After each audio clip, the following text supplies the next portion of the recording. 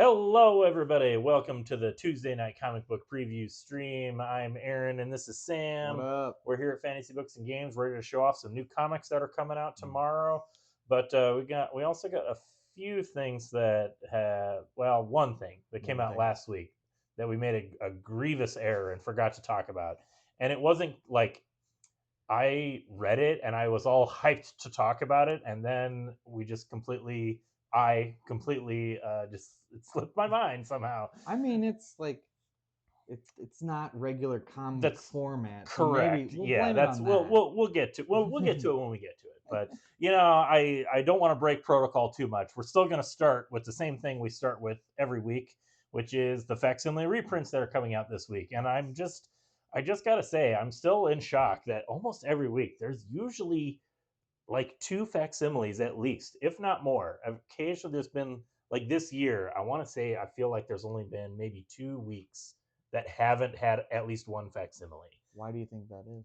I think it's just because the collector market is just interested in them. People like me out there, I just buy almost every facsimile because Right. I do like to buy a lot of old comics, but I'm not made of money and I don't want to necessarily buy I just would feel weird spending hundreds or even thousands of dollars on a single comic book. Yes. But to DC's credit, I think their facsimiles are also they're doing a really good job with their reproduction material, and they're actually putting out a very high quality product. Right. And as an example, I will say Justice League of America number 21 comes out tomorrow. This is a reprint of the original issue from 1963, and as you can see from the title, this is Crisis on Earth 1. Oh. This is the first crossover team up between the Golden Age JSA characters and the Silver Age Justice League characters, Oh. which basically it's basically the actual beginning of the Crisis on Infinite Earths event crossover that would happen then 25, 30 years later after this came out in 1985. The precedent was kind of established in this issue. I think the Got it. first issue to establish the multiverse in the DC universe was Flash 121 or 123, with the one Okay. that has the cover of the two Flashes, and that's where they established that both of these characters just kind of exist in their own continuity. And so Huh. yeah, this is just it's the Justice League crossing over with JSA, and it firmly establishes Earth 1, I believe, as in like the regular continuity. This is Right. which again I should say as a kid, this is exactly. Oh man, my camera's kind of distorted there. Let's see if we can get a little. Oh yeah, okay, that's a little bit better. Yeah, that's better. As a kid, as a Marvel reader, this was exactly the type of stuff that I wasn't interested in. Just they just have so many characters and they all have their own continuity, and then they're all in a multiverse and they're all crossing over, and it's too much for me. It's a lot to keep track of. But I mean, it's like a lot of continuity. Yeah. And ironically, I feel like Marvel today is in that situation now, Yeah. where it's like a lot of continuity and it's all multiverses and they're all crossing over with each other all the time. But anyway, so yeah, this is yeah, like I said, it's the original Justice League. Excuse me. Oh my goodness. Um, I forgot my credits. I was going to say who did this issue, and I blanked on it because I didn't know it off the top of my head. But it's a good looking book. Like I say, their reproduction quality. It's printed on this like newsprint, Yep. and the colors are great. It looks like it would have originally looked when you bought it right off his hands in 1963. So good for DC on that. Super excited. I haven't read this one yet. As you might have seen, it's very wordy, Yeah. like a lot of DC It's comics very back then. dense. They're Yeah. very dense, but I'm looking forward to reading it because I love me some old comics. Also coming out tomorrow. Oops, sorry. Somebody left some stuff in the way there. Another facsimile coming out tomorrow, one that I have read before, Oh, nice. is Fantastic Four number 11. Like I said, Marvel is reprinting the first 12 issues of Fantastic Four this year, probably, I assume, in honor of the movie that came out. Right. And so this is another classic issue by Jack Kirby and Stan Lee. And this one features the Impossible Man, who is one of the sillier characters that show up in the Fantastic Four. He's basically like, I mean, he's a magical imp from outer space. I can't remember if they say he's from another dimension or not, but he's basically like Mr. Mitzi's Pitlick from Yeah, Superman, that's what I was where he thinking. kind of just like shows up and he just does like whatever random things he wants. This is such a like this. Yeah, here he is at last. The Fantastic Four meet a foe whose power is even greater than theirs, the Impossible Man. And he just kind of shows up and he can change himself into things. Like he changes himself into a jet and flies around. He can just do whatever. But this also has like this issue is another example of Jack Kirby's like weird storytelling pacing that he could just cram so much stuff into Yes. each issue. The Impossible Man doesn't even show up for halfway through the issue. Like it's like a full 12 pages before you see him. And then the first half of it is all just like character stuff with the Fantastic Four, which again is what I think it's what made the characters so popular, the book so Right. popular, because everybody just really liked hanging out with these characters, you Right. know. And this has you see Willie Lumpkin here, classic scene where Willie Lumpkin shows up with all their fan mail. The Thing is carrying it with two fingers, and this great bit. You might have seen it when I was flipping the pages here. Thing gets a Yeah. package from those boys at Yancey Street, and whap! It's a practical joke. Let me Just guess, Johnny. no, this one's from the Yancey Street Oh, it Gang. really is. Yeah, Oh, okay. it's actually the Yancey Street Gang because that's a recurring motif is that the because Ben Grimm is from Yancey Street Right. and so Yeah. the gang is always like playing pranks on him because like they don't like him. I forget exactly, but you know he's not really a member. You know he's not because Oh, he's famous and he's a sellout. And he's just I'm kind of making it up for what I think it is. I don't actually remember if that's what it is, but yeah, just great, hilarious panel here of just of the Thing getting punched in the face by a spring boxing glove. Yeah, so it's great. I love this comic. It's just classic Stanley and Jack. Also very wordy, yeah. as you can see, as comics were back then. There's a great bit here, just a little piece of comic book trivia, comic book history. The ending of this is so like rushed, but the way they defeat the Impossible Man is that he's just on vacation, so he's just on the planet to just cause trouble. That's like literally he's just here to like just to mess things up, and so he's always like worried about getting bored, so he's trying to do wacky things. And you kind of see it here. The way it reads genius idea of like how to stop him is just ignore him, Oh. just don't pay attention to him and he'll go away. And you have this panel where he reads like, just do as I say, don't question me, just turn around and walk away. And he's like flipping out and he's like, oh, don't ignore me, ignore me. And so then he just leaves because he's like, well, if you won't play with me, oh yeah, it's like if you won't play with me, I'll just go somewhere else. And And he jets off. and he jets off in his space rocket, and he does. And that's the crazy thing is that it works. The plan works. Funny little piece of comic book trivia that this issue would have come out in like 63, I think. Okay. 60 no 62, 63. And so how many years later? In like 1990. So almost 30 years later, Right.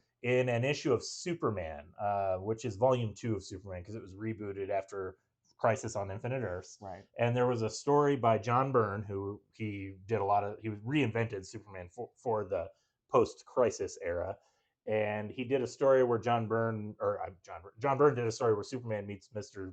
Mixie's Pitlick, and they establish kind of like secretly, it's not really canon, but it is like not wink wink canon that the Impossible Man and Mr. Mixie's Pitlick are the same character, and he just travels between different dimensions, because he's from the fifth dimension. That's amazing. Because they have in the Superman story, they like Superman banishes Mr. Mixie's Pitlick. I'm gonna see if I can find the panel here. Yeah, Superman banishes Mr. Mixie's Pitlick by getting him to say his name backwards. Right. And he shows up in. They don't show them fully on panel, but you can see like the Thing's like Rocky leg, and you see their blue costumes, and and then you see like he's like, oh, where am I at? I forgot what other vacation I was doing. He's like got some dialogue from Mr. Mixie Pitlick. He's like, oh yeah, these guys, and then they're like, just ignore him, walk away, and he and you see these two panels like reenacted in the issue of Superman, That's but so from cool. Mr. Mixie's Pitlick perspective, and so it kind of like is a little like like fan continuity that the Yeah. two characters are actually the same, which Yeah. I think is fun. That is fun. Okay, now we're going to talk about, before we move on to anything else, there's a lot of new books coming out tomorrow. It's a Yes. mix of stuff that I've been reading for many years that I really love, and a handful of new stuff that I'm not really following. And there wasn't a lot of new stuff that was brand new that like Right. looked really not just interesting, but like was most of the new stuff is just kind of regular Marvel or DC stuff. I didn't Right. see a lot of like new interesting stuff, but there was a very new interesting thing last week Yes. that we forgot to talk about. And the reason we forgot to talk about it is because it doesn't look like a regular comic book. It looks like a deck of cards. I of course am talking about Ice Cream Man, the Mortal Coil Shuffle. And yes, this is a comic book. This is a fully readable comic book. It's in a deck of cards, as you can see here. This is not a magic trick. I'm gonna pull out. I think it's they said it's a deck of 55 cards, and oh my goodness, I missed one. Now, the way you read this is you do have to read it in order. I'll put it on camera here. We're not going to flip through the whole thing, obviously. Oh man, look, it's like so tiny. Yeah, you can't even really. I don't know how well you can even see it, but like you have like I can kind of hold it up here. There, that's a little bit better. So it's a whole story printed on this deck of 55 cards with art. This is from the regular creative team of Ice Cream Man, which is a regular comic book series, but they did this as a special. And you read it in order, like you just flip, through the next card and you get the next part of the story. And as you can see, the different cards, some of them are stylized in different ways. Like this one is stylized like a Magic the Gathering card. You get some more story card. There's like a business card there, and you can kind of keep going. I don't want to like just flip through the whole thing. As you can see, there's like a playing card in there, and it all ties into the story very well. And I have to say, let me get back. There we go. I kind of really loved this. Yeah. I really liked it. I haven't read a lot of Ice Cream Man. I've dipped in, I've read a few issues, and I thought this is good, but it's also just not something I'm super into. I don't read a lot of horror comics, and most of the horror comics I like, admittedly, are the older stuff, just because I like the vintage art. But this was fantastic. Like this was really, really good. Did you read it? I haven't. Oh, No. I highly, highly recommend it. Okay. I mean, I appreciate the uniqueness of the storytelling device of it being a deck of cards, but I will say that it's just so masterfully done because it is thematically appropriate. Like there's like a theme of playing cards and a theme of like your life, kind of Like gambling. Yeah, there's a gambling aspect to it. There's literally a gambling aspect to it. One of the like characters like has a gambling problem. So there's a lot of like card game. There's card games. There's a lot of themes going through, but also like that your life, you got to play the hand you're dealt. There's just it's really really good. So if you haven't read it, I highly highly recommend it. Yeah, I'll definitely give it a read. I'm definitely gonna. I'll probably, like I said, Ice Cream Man. I've always been aware of it, but it just never totally hooked me. But now I just have so much respect for those guys for doing this. Like I guess you could say it's a little bit of a gimmick, but it's not. It's not a gimmick in the way that like selling a comic book that has a polybagged card inside of it as a collector's item. That's a gimmick. Right. This is actually really like a unique exploration of the format of what a comic book is. So I again cannot recommend this enough. I really really loved it. I think it's great. So that's why that's all stuff I was ready to say last week. And then because it's a small deck of cards, I had it sitting off to the side and just completely forgot about it because it wasn't in my stack of normal comics. So I guess that's really the only problem. And this is the problem you always have with like unique formats, is like I can't put this in a bag and a board in my long box with my million other comic books. It's gonna have to be in like a special location, and but that's okay. That's fine. I can deal with that. Okay. Let's move on to some of the other stuff that's coming out next week that's worth highlighting, or I should say this week. Sorry, tomorrow. Invincible Universe Battle Beast trade paperback volume 1 collects the first 6 issues. If you've been watching this stream every month, I talk about Battle Beast. I love this comic. This is really, really good. Let's just show off some of this bloody, beautiful art. Nice. I mean, right there, beautiful, Perfect page to flip. beautiful double page spread here. But it's so violent and it's so just perfectly absurd in both its plot and just the action. And Kirkman does a really good job, like giving the characters just enough. Like, it's mostly an excuse to draw Battle Beast just ripping people to shreds, but there's just enough story there to kind of keep it interesting. And I don't think it gets too self-indulgent with it. Like, it's not overly wordy. Yeah. Like, it's not embarrassed to be what it is, which is a super action. I hesitate to say gore comic, but kind of. Yeah. Like, it's an action gore. Ultra violence. That's a Yeah. better thing. Ultra violence, and I love it. It's fantastic.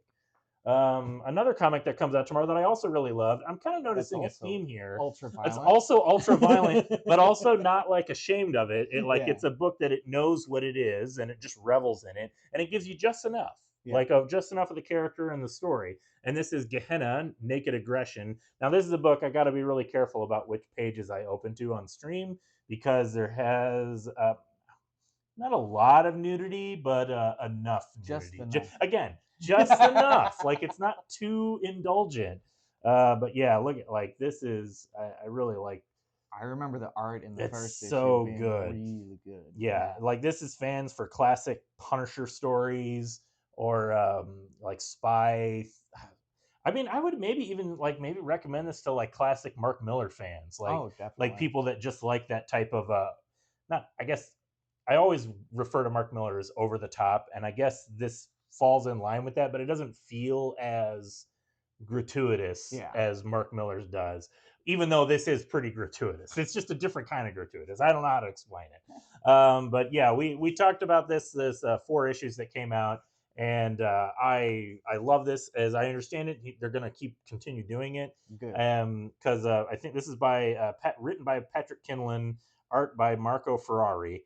And oh no, it's written by Patrick Kinlan and Marco Ferrari. I apologize. Artist by Maurizio Rosenzweig, and he's the artist on. He does art for Dylan Dog, which is a European Italian comic, I believe. I'm not familiar with which it. explains there was a Batman Dylan Dog crossover last year. Okay. Which, by the way, I also loved. Just like random recommendation for that. If you didn't read Batman Dylan Dog, it's fantastic. It's like you don't need to like Batman to enjoy it, because it's also got Dylan Dog in it. He's like a supernatural private eye, basically Hellblazer. He's basically like the European John Constantine, but not in a. I guess that's a weird thing to say, because John Constantine is British, European. which is European. It's not a superhero story, though. It's more like an action horror kind of comic. He's not a character beholden to like a larger superhero universe. Correct. He's just like in his own like Dylan Dog stories. Gotcha. But anyway, so they said they're going to do more of this, and I'm super excited about it because I really liked it. I think Patrick Kindlon, he had in one of the back matter in one of the issues, he kind of talked about how he was a little surprised at the response that this book got, because he didn't think he was doing anything like. I think he chose his words very carefully. Like, he was just doing something that wasn't like a high concept or a high minded story with a message. It was just a balls to the wall action comic. Right. And it turns out people really like reading Yeah. those. And when you have something that's maybe a little too heavy on its message, it gets a little tedious. Yes. So because he did another series several years ago, like I want to say 2021, called The Frontiersman, which was a superhero series. And I read a few issues of that. And I thought it was okay, but I didn't keep up with it because it probably didn't have enough action in it. Whereas this was like nothing but great action. So there you go. Also coming out tomorrow, a few things that are worth noting. Batman number 162, continuing the Hush 2 series. I have not been following this just because there's like a million Batman books out there. And I do like Jim Lee's art, but I already read Batman Hush, and I feel like this is going to be just more of the same. Yeah. Have you been following? I haven't read this most recent Okay, issue, but you did read I am completely caught up aside from that. Okay. And I have to say, I don't like to be rude on this stream, but I don't really Jeff Loeb is not a writer that I go out of my way to read. Okay. I think that's how I will put it. Gotcha. So yeah, Jim. I think this is definitely a comic series that's selling on the back of Jim Lee's art. Yes. Is another way I would put it. But this has been heavily delayed. This was supposed to come out many, many months ago, and it is finally out in stores tomorrow. We have ours right here, as you can see. I'm flipping through it, showing. That's a pretty cool double page splash. So anyway, I don't want to spoil too much more of it, but it is out. But it might just don't be confused. I have actually had a few customers ask me about this because there are multiple Batman comics out right now, and there's always a lot of like comics that have Batman the character in them, Detective Comics, Batman, uh, you know, uh, Batman, Robin Year One, Robin and Batman. There's no shortage of Batman comics. In this case, I mean literally, there are two comics that are just titled Batman. This is like Batman Volume 3 and Batman Volume 4 with the new number 1 that came out 2 months ago by Matt Fraction and George Jimenez. Yes. They're like not a part of the same series, although they technically are. It's just a new volume. So it's a little silly. This was so delayed that Batman number 162 is on the shelf at the same time as Batman number 3, but they're not. I got a They're little just bit of a a headache. little out of order, but that's okay because Batman Volume 3, that's what this one is, will be ending with Hush, and then it's not like they're rebooting the characters, or it's still a part of the same DC continuity. It's just they just restarted the numbering, and that's all. Okay, also coming out tomorrow that I know some people are excited for: Teenage Mutant Ninja Turtles and Godzilla.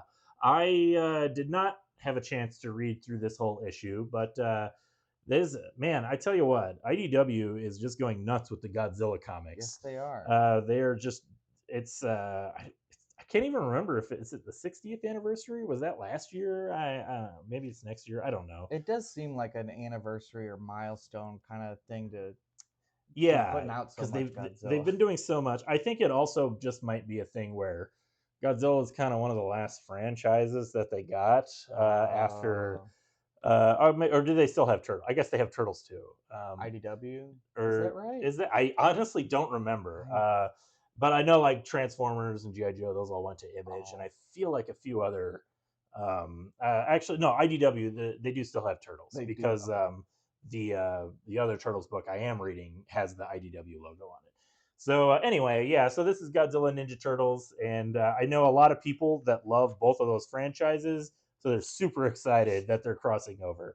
And I did read the what did I read? The Turtles He-Man book, which I enjoyed that. Like, there's really no relation to any of these. There's just if you like seeing these properties cross over, they're a fun time. But yeah, so Ninja Turtles and Godzilla, definitely, if this is the type of thing that you will like, I recommend getting it because this is one of those things where we usually do kind of sell out of these comics, even though it's one of those things where I don't hear a lot of people talking about it. It's just it sells itself based on the property. You like Ninja Turtles, you like Godzilla, you're gonna read this. Also coming out tomorrow, a bunch of stuff that's maybe worth talking about. We got some X-Men Age of Revelation books. I don't know if I grabbed all of them off the shelf. I think the one week I tried to grab all of them, I actually missed one. So this week I didn't go out of my way to actually look. I just grabbed the first three that I saw. Iron and Frost, and these are all number 2 issues, I believe. So we have Iron and Frost, Rogue Storm, and Sinister's 6. Now, Sam, I know you haven't read these particular issues, but you have been reading all of the Age of Revelation books, Yes, right? I have. So how did you feel about the first issues of these? The first issues of all 3 of those I liked. You did? Okay. Yes, I had positive reactions to all Let's of those. start with Iron and Frost. I don't want to flip too much through it. I'll just show off a few pages, but tell me what you thought of the first issue. So I thought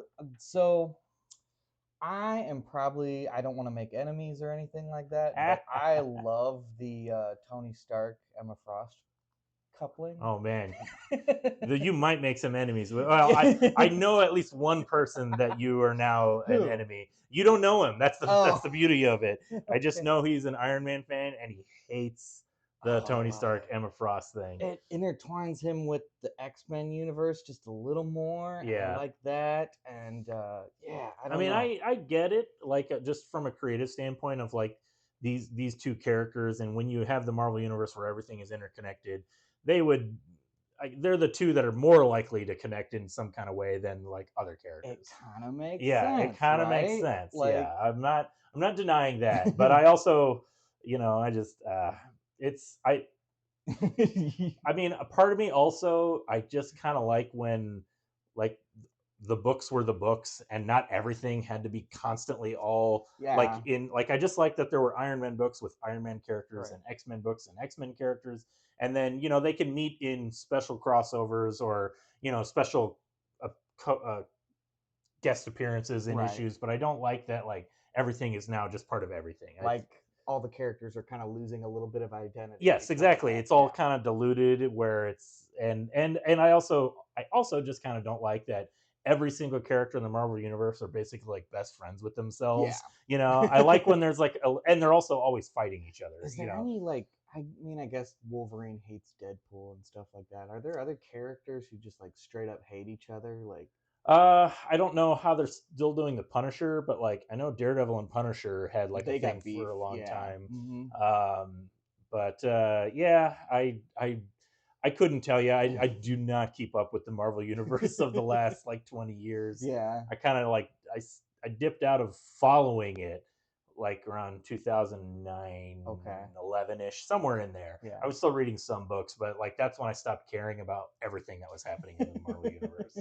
So yeah, there's that. Anyway, so Iron Yeah. Frost. You liked the first issue. I did. Yeah. How does it relate to the Age of Revelation? Well, so it covers a little bit more as to who is affected by the X virus, as Okay. you can see. Yeah, yeah. Tony Stark. What is he's previously known as Iron Man? Is he like Golden Man now? I guess so. Like they didn't. He was revealed at the last page. Oh, I Like, oh, gotcha. he was mutated by Yeah. Okay. by the X virus, or at least that's what we can assume. That's I don't the know. assumption. Yeah. Yeah, I gotcha. He's a literal Iron Man. Mm-hmm. Yeah. Trying to think of the first issue if there was any big. Emma suffers an injury that's pretty similar to Tony's, Okay. like the heart injury, so she's got to stay in diamond form. Okay. Yeah. So there's like that commonality between Right. them. Yeah. Yeah. Common experiences. All right. Well, that's cool. So you liked Iron Frost. You said you liked all of these. Sinister Yeah. Yeah. Six, which this is the one that probably looks the most interesting out of these three to me. Just because this cover, you got Wolverine and that's Omega Red, right? Mm-hmm. Phantom X. I think I called out all these characters on the first issue. I was able to name almost all of them. Yeah. But oh yeah, and Venom is there for some reason. Because They recruited him. Yeah. Okay. This is Sinister's group, and he is anti-Revelation, so he's Okay. trying to come up with a team to usurp. Yeah, to kind of because he Revelation needs to be in thrones. charge. Yeah, He's exactly. Sinister. Okay, but you like this one a Yeah, lot. it's pretty good. Okay, Yeah. cool. I mean, it's a cool team. Oh yeah, Havoc there, nice. Is this all new stuff for you? You haven't read this. I haven't yet. read that yet. Okay. What about Rogue Storm? You say you like this? I see. Rogue like Storm's probably the one that I remember the least about. So Storm is basically like going crazy as a result of the X virus and the events of Revelation, Mm-hmm. and Rogue and a group of mutants have to stop her before she, I don't know, destabilizes the planet. All right. Yeah. And Gambit's in it. And Gambit's in it. Does this take place in the same like time as the what's it called, the Unbreakable X-Men? That's where it gets confusing. Okay, yeah, that's why I was gonna, because that was Yeah. the one that wasn't 10 years in the future. It was only right. right. It was something. Yeah, it was shy of 10 years, but I don't remember how many. And Rogue touches Galactus and becomes like a giant Rogue Galactus statue. Oh my Yeah, goodness. that was actually pretty cool. Okay. Yeah. Well, all right. That sounds good. All right. So there's some other new stuff coming out tomorrow. This one I was a little surprised to see actually I on the shelf was because shocked. I was not really keeping up to date with new Image books, but we have Die Loaded. I think is the Die Loaded. Die Loaded. Yeah. Not. I mean, I get it. Loaded Die. Yeah, like, and the title has always been a little like a play on dice and also literal death. So there you go. So I think we talked about this earlier. I read the first few issues of this series and it didn't really stick with me.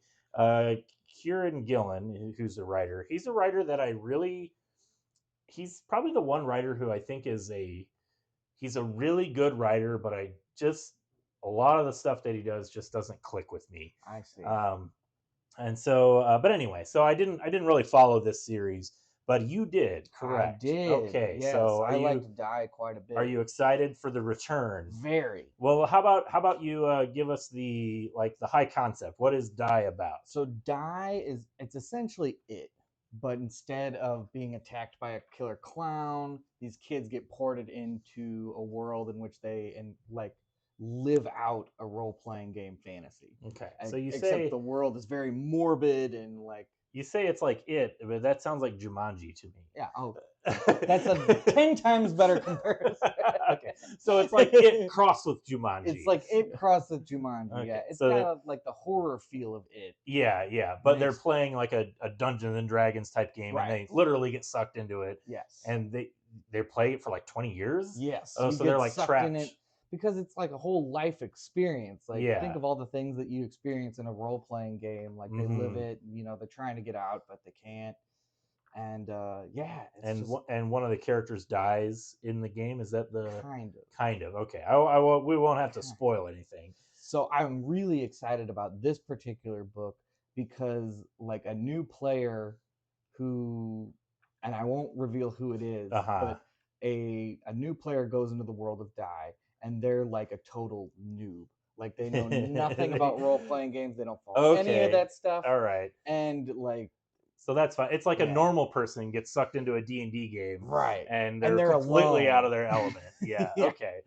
All right. That's interesting. So this is just a direct continuation of the previous series. It is, yeah. Awesome. And I was surprised to see it today because I had no idea that this was coming out. I guess I missed it in previews magazines and everything like that. And the first one ends on such an ending that it's like, oh, you could have ended it there and it would have been awesome. Yeah. But they're keeping it going. Keep it going, yeah. Interesting. Yeah, that'll be interesting to see how far it goes and like how they can keep up with it. So we'll definitely. I'm curious. Like I said, I don't know if I'm gonna go back and reread the whole thing so I can keep up with this, but I'm curious if as it comes out, if you're gonna keep up with it to hear what you think about it for sure. I like it. Also coming out tomorrow, this is a number 1 that I saw on the stand, 1776 from Marvel. And I saw this and I said, what the heck even is this? It just looks like I don't want to be too mean. It just looks like a fake comic book, Kind of, it's got it's 1776 obviously is the signing of the Declaration of Independence for America. It's a very important date for us Americans. Yes. All us patriotic Americans. And but it's all got the Marvel characters on it, and it's got I didn't read it. I kind of flipped through it. I saw it was written by J. Michael Straczynski, and I saw a couple of different artists listed here. Ron Lim does some of it. Who I like Ron Lim. He's been around. But anyway, so yeah, there's some of this art is classic looking, and it's American Revolution times. And then Doctor Strange shows up, and some other stuff happens, and Doctor Strange talking to the ghost of Ben Franklin, and Iron Man gets sucked through a portal. Looks like Captain America, Peter Parker, and I kind of the whole time. Oh yeah, Morgan Le Fay. I guess I'm spoiling things here, but the whole time I was flipping through it, and I was like, didn't they already do a 1608 series, which is basically. That was by Neil Gaiman, and it was basically Marvel Elseworlds. Have you ever read that one? Oh yeah. Oh yeah, I liked it a lot. Yeah. And because it's basically just Marvel Elseworlds. What if the Marvel universe started in 1608, essentially? Right. And so I thought that's what maybe this was what if the Marvel universe kind of played out during the American Revolution and how that would affect things? But it's not. It's a time travel story. Right.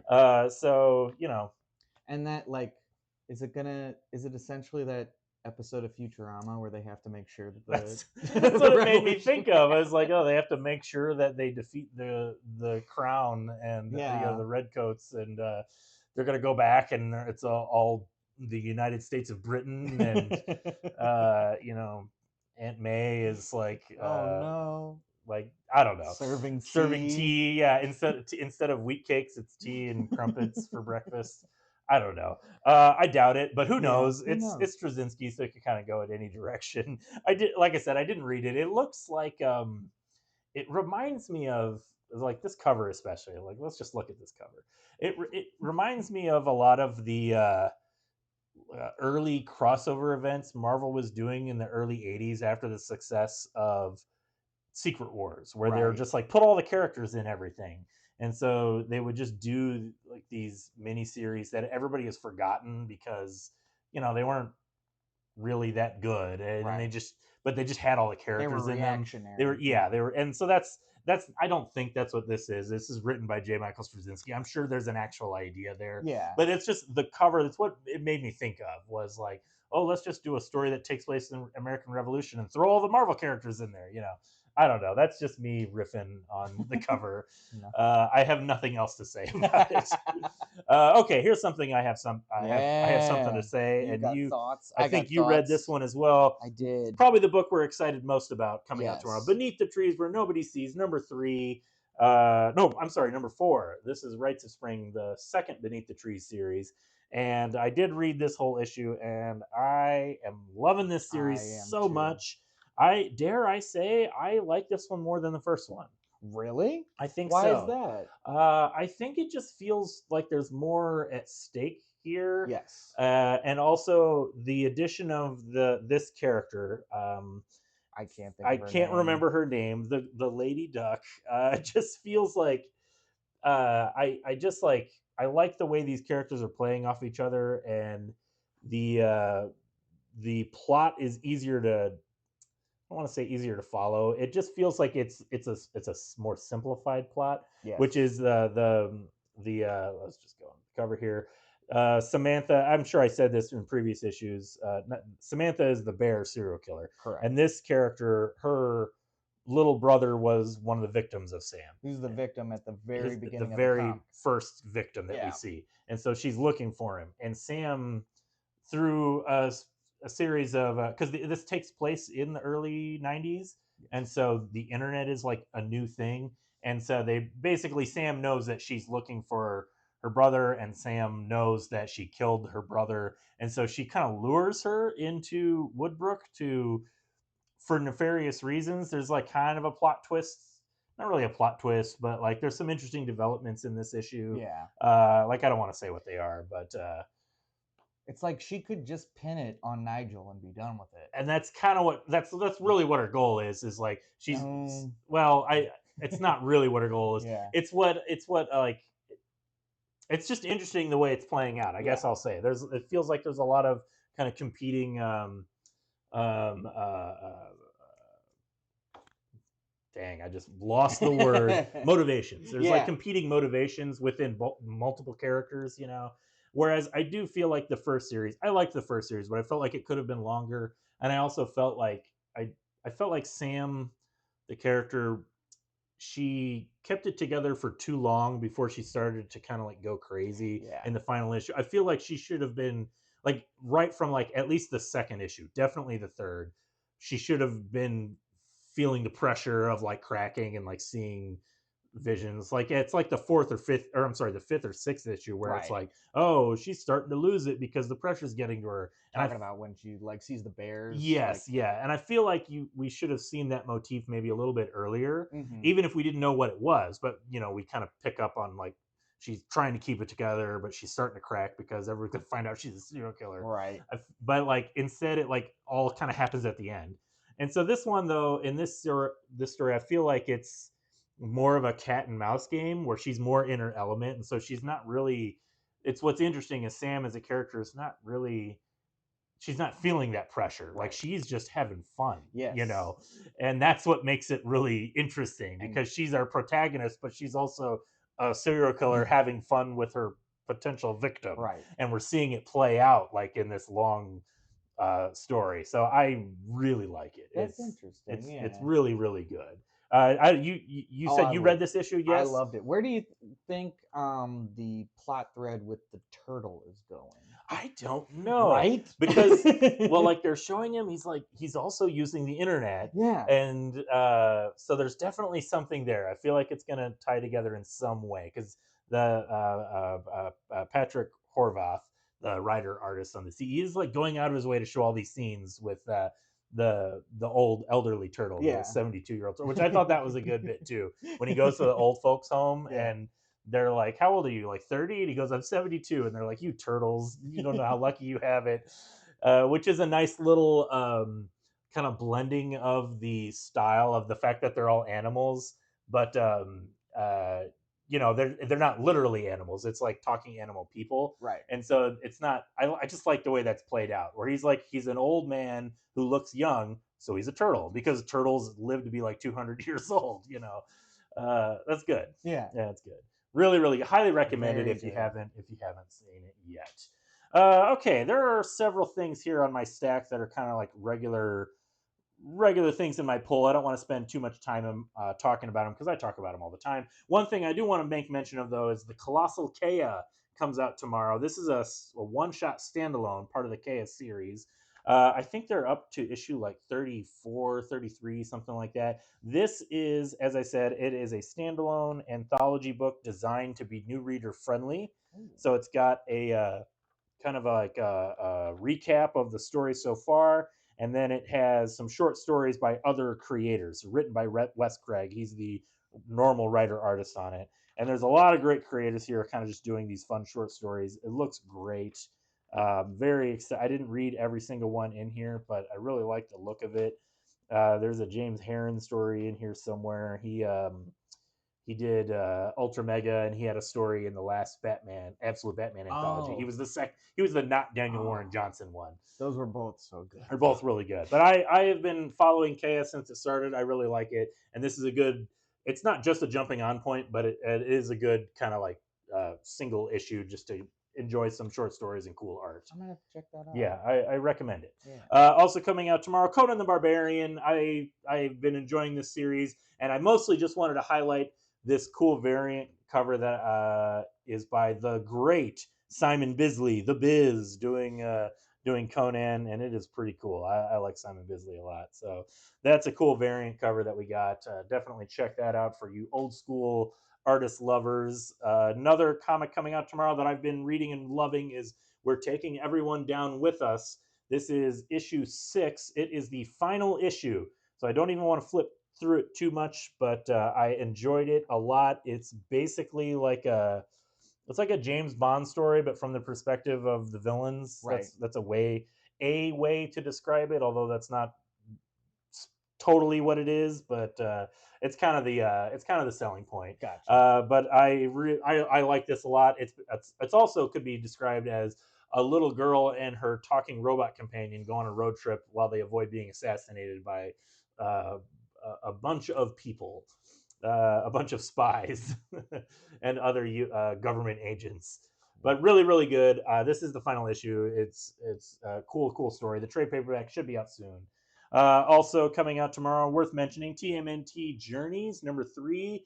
I'm really excited that IDW is reprinting this. This is the original volume 4 of the Ninja Turtle series by Peter Laird, not Kevin Eastman. He had cashed out of the franchise at this point. So Laird brings on another guy by the name of Jim Lawson to help him with the art. So it's Laird and Lawson. And I love Laird's art, and you can definitely see Lawson's influence in this.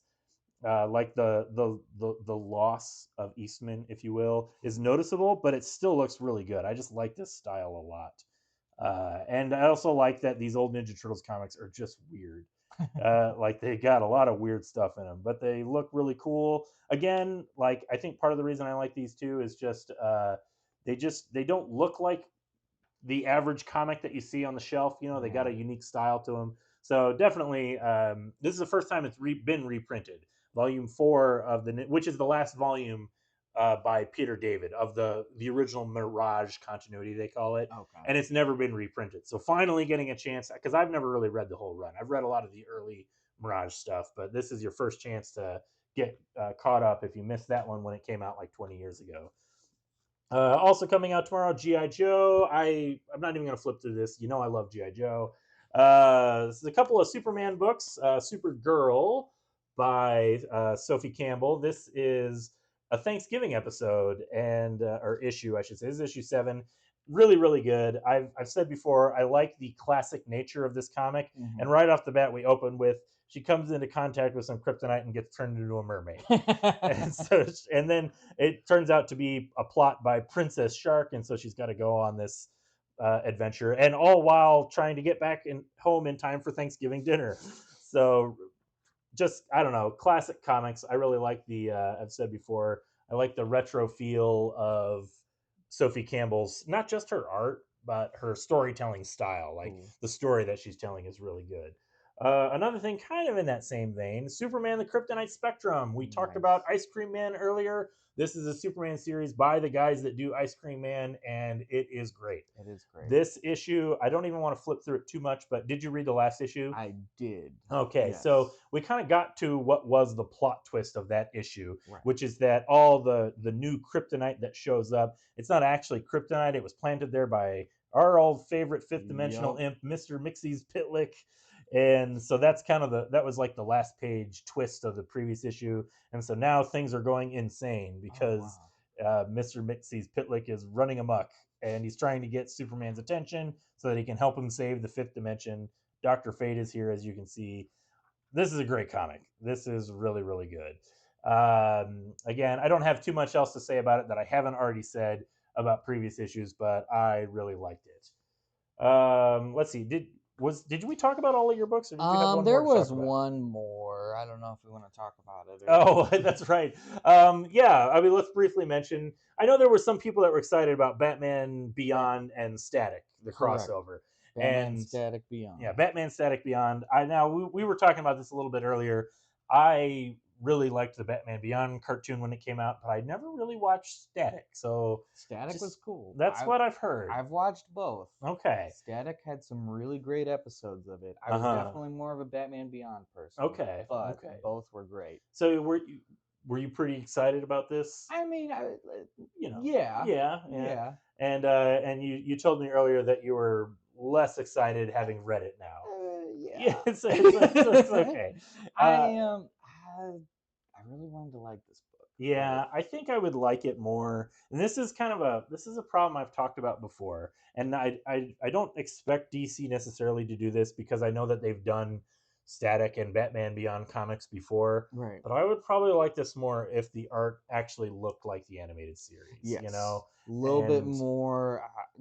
100% agree with that. And that was my problem with like the Spider-Man 94 series that's out right now, where I just I'm looking at it and I'm like, this looks nothing like the animated series. It's bad art. Yeah. And it's not even a commentary on the art itself. It's just if it looked more like because like they both were a part of that same DCU, so they both had a similar art style. So I feel like if you had like one of those more like classic I can't think of their names right now. Just artists that could do it. Artists that there were the guys that did like Superman Adventures and Batman Adventures. Ty Templeton was one of them. Rick Burchett, yes. Like I feel like those guys would like knock this out of the park. Yes. Like this type of book. But they're probably not trying to cater to the fans of the cartoon as much as just fans of the characters, and they want it to look like a modern comic. If they're not trying to cater to the fans of Batman Beyond and Static, what's the point? I kind of agree. Yeah. But anyway, so this is definitely a thing that's coming out and it exists. Yeah. I haven't read it and I'm probably not going to. So it was a book. It was a book. All right. Also coming out tomorrow, we only got like 10 minutes left on this stream. Oh, there's actually not too many books left to talk about. We'll save the best for last for sure. Which is Transformers. Which is not Transformers. Transformers 26 comes out tomorrow. This is the variant cover by Daniel Warren Johnson. He's not a part of the new creative team. He's not writing or drawing this book, but I got a fuzzy camera there. Come on, get into focus. There we go. I wasn't sure. I think I talked about this with the previous issue 25, where I was kind of prepared to drop it. Yeah. But so far, these two issues have been solid. This issue is fully drawn by Dan Mora. And I'm kind of struck.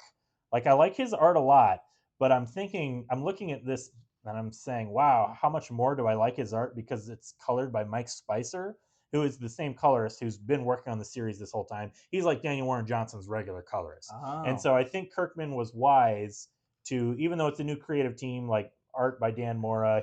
Kirkman is writing it. Daniel Warren Johnson and George Jimenez? no, not Jimenez. not- Corona Okay. like aren't involved in this anymore. But you still got Mike Spicer doing the colors, so it still kind of looks very similar. Like you can tell it's a different artist, Yeah. but like the transition is a lot smoother with his art on there. And yeah, it's solid. Like it looks good. And I have to admit, I'm enjoying Kirkman's writing on this. Like That's good. he's just kind of keeping it going. It does feel like I don't want to necessarily spoil things, but it definitely has that.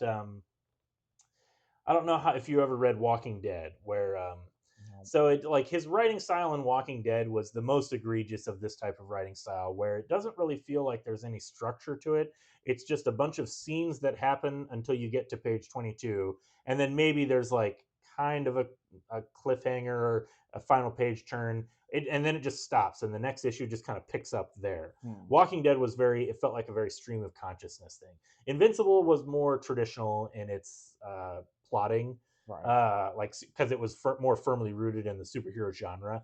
And I feel like Transformers, he's getting a little bit of that Walking Dead style leaking in, where it's kind of like here's just like a bunch of scenes, but it's not really like plotted to be like a complete issue, you know. Which, to be fair, Daniel Warren Johnson kind of had that going a little bit too. So that's why I said with the previous issue, this doesn't feel like it's a brand new direction, and it just kind of feels like more of the same, which is both good and bad. If you were really liking it, then I think you're going to continue liking this.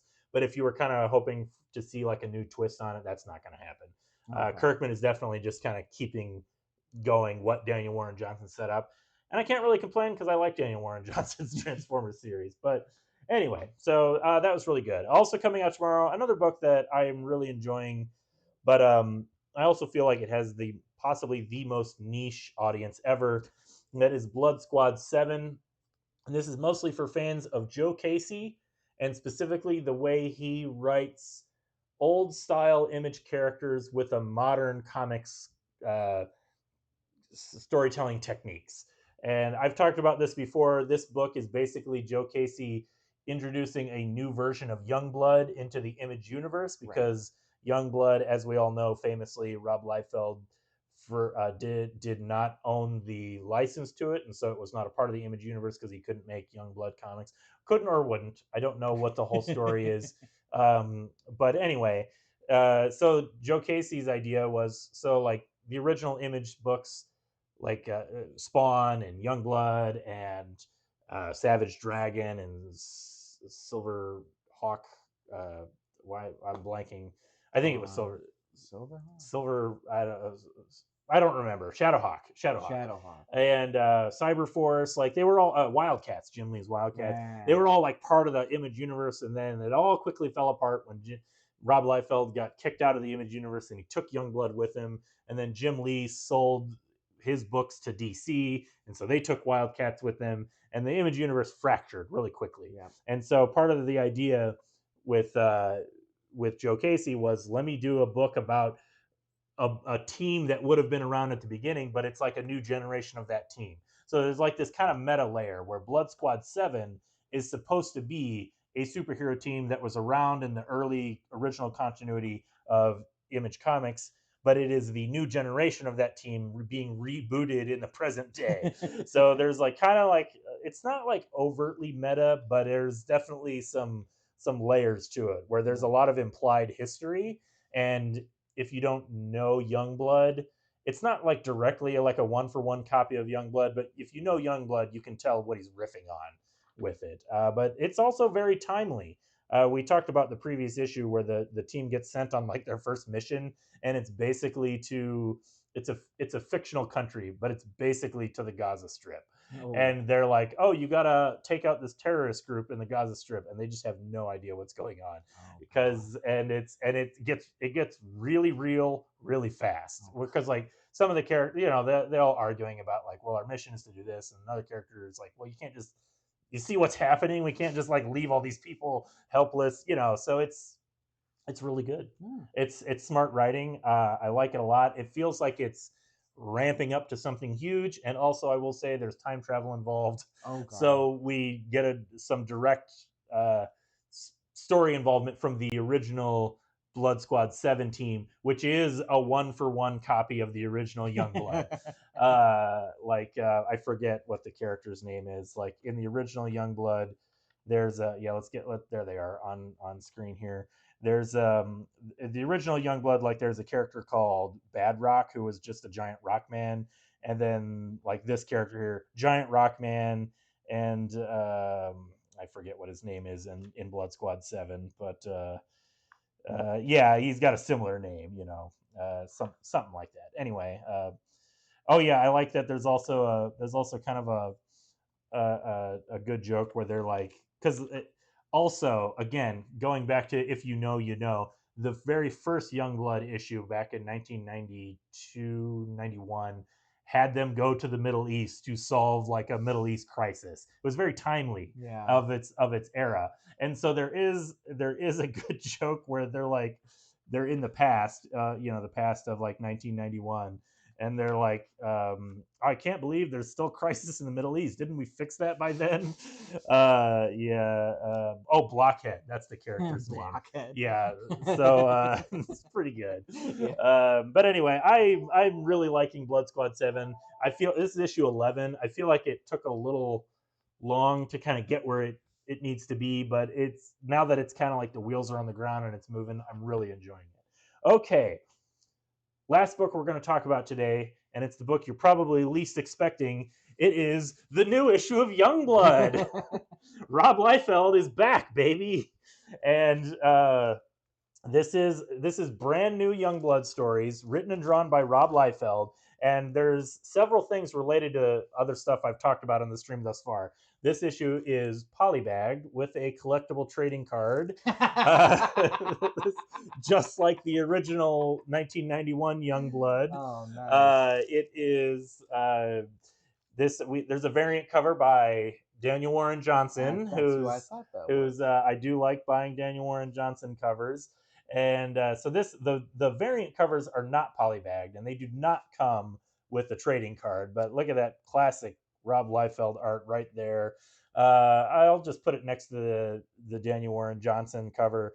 No comment. Just there they are. And I mean, and I say that I'm being a little jokey and coy, but Yeah. Daniel Warren Johnson, like Rob Liefeld, is clearly an artist who influenced Daniel Warren Johnson, and I think that's an important thing to remember. For as much as we might like to as much of his reputation precedes him, you got to remember that a lot of our current favorite artists were huge fans of his. And so right off the bat, first page here, we see Youngblood is back, and I got to admit, I kind of really like this page layout, and I don't remember it being something that had been done before in an Image comic. It's the Image logo, the eye. And there's a reference to all the other characters: Spawn, Shadowhawk. I think that's Cyberforce. I don't really remember, and Savage Dragon, of course. But this issue, it's such a Rob Liefeld comic, and I think he already put this out like on his own Whatnot channel, like for his fans. But now it's like finally hit retailers, so it's out. And it's the original team, and they're going back to the Middle East to. Oh no, I'm sorry, they're not going to the Middle East. They're going to the South Pacific. I'm already getting my stories mixed up between Blood Squad 7 and Youngblood, because now, as you see, Youngblood is officially back in Image, he's firmly establishing it with this first page. Like we got all the other Image characters. So I don't know the details. I don't really pay attention to a lot of the behind the scenes stuff. But Rob Liefeld's got Youngblood back, and so he's doing new Youngblood, and here it is. It's a part of the Image universe. So it's kind of ironic that Youngblood exists at the same time as Blood Squad 7. A little bit, yeah. But yeah, this is I gotta admit, I've never been the biggest Rob Liefeld fan, but I don't hate him the way a lot of other people hate him. Like the industry punching bag. He is, and it's like it's a little unwarranted. There's I don't even know if I'll go so far as to say it's unwarranted. It's just, I will say it's more complex than a lot of people want it. Like people that just make fun of him for not drawing feet. Yeah, that's you are the one Captain low, America where like that's all low hanging fruit. Yeah. Like Frank Frazetta and Mike Mignola also don't draw feet. Like seriously, like check it, look it up. Like they also avoid drawing feet. That's a thing that artists do, and those two are two of the greats. So it's a thing. Anyway, the point is, this is it's classic Rob Liefeld. We have 2 double-page spreads, like just like within like 4 pages of each Back other. to We just back. like back to back, like just like showing our characters posing. That made me chuckle a little bit.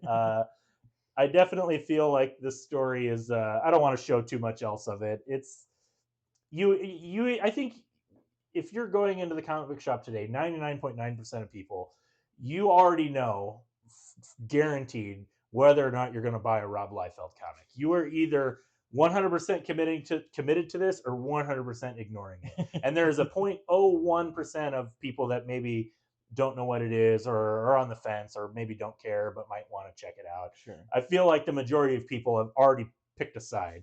So I don't have to I don't feel like I need to show off too much of it, but it definitely it was definitely a Rob Liefeld comic. I'll say that, and that for all the good and bad, that you take that for what it is. I've read a lot of. I mean, I guess I can't say I've read a lot of Youngblood because there's only been so many.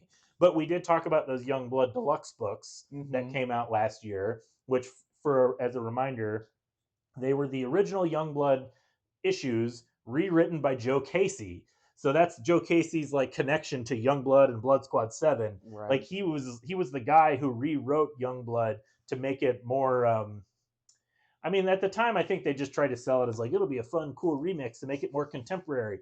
But the understanding among a lot of readers was to make it good. Yeah, he's gonna he's going to fix it because it was not great writing. None of the Image artists, they all made their careers off of their cool art, and they were not known for their writing. Even Todd McFarlane had to hire the 3 most popular, considered greatest comic book writers at the time, Alan Moore, Neil Gaiman, and Frank Miller, Right. to make Spawn interesting. So there's that. Anyway, so yeah, Youngblood, new Youngblood. I can't believe we're talking about this in 2025. New Youngblood is out. That's all we got for today. This has been an hour. It's interesting that we've spent a long time talking about a lot of stuff that I feel like I didn't have a lot to say about. Right, But yeah. still, like I just, dude, I can talk, man. No, there was a lot to cover. There were a lot of there's books. a lot of stuff. Yeah. All right, we're out of here. Thanks everybody for tuning in. Check out all the new comics here at Fantasy Books and Games, and yeah, we'll see you then. Bye. Bye.